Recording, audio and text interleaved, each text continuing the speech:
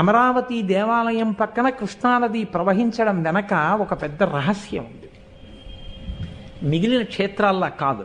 ఎందుచేతనంటే పూర్వం తారకాసురుడనేటటువంటి రాక్షసుడు మెడలో శివలింగాన్ని ధరించి తిరుగుతూ సమస్త లోకాలు భీతిల్లేటట్టుగా చేస్తే ఆయన్ని చంపడం కోసం పరమశివుని యొక్క కుమారుడైనటువంటి సుబ్రహ్మణ్యుడు సర్వసైన్యాధిపత్యం వహించి తన యొక్క ఆయుధంతో మొట్టమొదట తారకాసురుని మెడలో ఉండేటటువంటి శివలింగాన్ని భేదించాడు.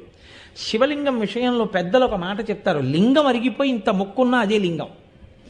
కాబట్టి ఇప్పుడు ఆ లింగం 5 ముక్కలై పడింది.